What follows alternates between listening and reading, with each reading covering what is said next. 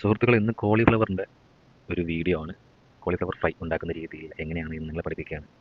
ഇത് പഠിച്ചവരുണ്ടാകും, ഇത് പഠിക്കാത്തവർക്ക് വേണ്ടി ഞങ്ങളുടെ സ്റ്റൈലിൽ എങ്ങനെ ഉണ്ടാക്കും എന്നുള്ളതാണ്. വൈഫിന് ജലദോഷം പിടിച്ചതുകൊണ്ട് ഓഡിയോ ഞാനാണ് വിടുന്നത്.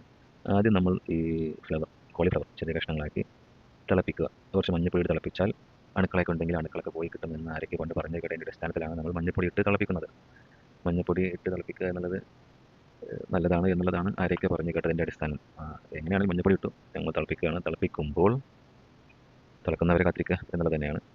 അത് കഴിഞ്ഞ് നമ്മൾ അടുത്ത് ചെയ്യേണ്ടത് എന്താണെന്ന് വെച്ചാൽ, നമുക്ക് മസാലകൾ മിക്സ് ചെയ്യേണ്ട ആവശ്യമുണ്ട്. അപ്പോൾ മസാല മിക്സ് ചെയ്യാൻ നമ്മൾ എന്താണ് ചെയ്യേണ്ടതെന്ന് വെച്ചാൽ, നമ്മളൊരു പാത്രം എടുക്കണം. പാത്രം എടുത്ത ശേഷം ആ പാത്രത്തിലേക്ക് നമ്മൾ ചിക്കൻ ചില്ലിയുടെ മസാലയാണ് ഉപയോഗിക്കുന്നത്. ചിക്കൻ 65 ഉപയോഗിക്കുന്ന മസാല. അത് നിങ്ങൾക്ക് മസാലയുടെ അളവ് നിങ്ങളുടെ ഇഷ്ടാനുസരണം എടുക്കാം. കോളിഫ്ലവറിൻ്റെ അളവ് കൂടുതലാണെങ്കിൽ കൂടുതൽ മസാല ഉപയോഗിക്കാം, ഇല്ലെങ്കിൽ കുറച്ച് ഉപയോഗിക്കാം. അതൊക്കെ നിങ്ങളുടെ സൗകര്യം പോലെ ചെയ്യുക. ശേഷം അതിലേക്ക് നമ്മൾ വീണ്ടും മഞ്ഞപ്പൊടി ഇടുന്നു. മഞ്ഞപ്പൊടി ഇല്ലാത്തൊരു കളിയില്ല, എല്ലായിടത്തും മഞ്ഞപ്പൊടിയോട് മഞ്ഞപ്പൊടി. വീണ്ടും മഞ്ഞപ്പൊടി നമ്മൾ ഇടുകയാണ്. മഞ്ഞപ്പൊടി ഇട്ട് അടുത്തതാണ് മുളക് പൊടി. ഈ മുളക് പൊടി ഇടുന്ന രീതി ഭയങ്കര രസമാണ്, നോക്കിക്കോട്ടോ.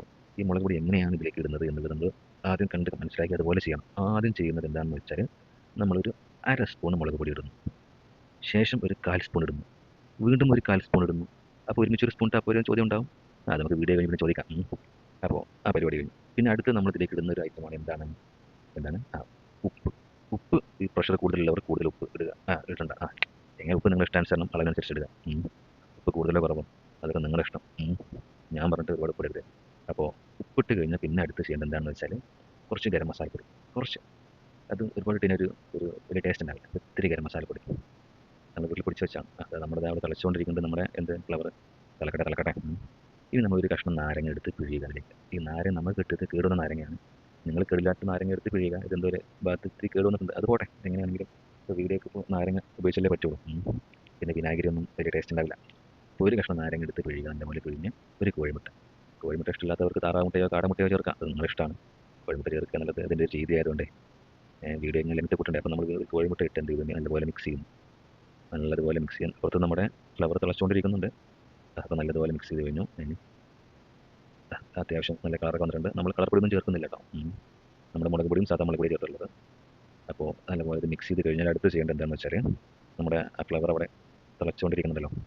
ഈ തിളച്ചുകൊണ്ടിരിക്കുന്ന ഫ്ലവർ നമ്മൾ എന്ത് ചെയ്യണം, ഒരു പാത്രത്തിലേക്ക് നമ്മൾ ഇങ്ങനെ ഊറ്റി വെക്കണം. അതിൻ്റെ വെള്ളമൊക്കെ തന്നെ ക്യാമറ ലെൻസൊക്കെ അടിച്ച് പോകുമെന്ന് വിചാരിക്കുന്നു. നല്ലതുപോലെ ആവി പുറത്തോട്ട് വരുന്നുണ്ടല്ലോ. ലെൻസ് അടിച്ച് പോയി, ഒന്നും കാണുന്നില്ലല്ലോ. ഇല്ല, വലിയ കുഴപ്പമില്ല എന്ന് വിചാരിക്കുന്നു. ഭാഗ്യം, ക്യാമറക്കൊന്നും പറ്റിയില്ല.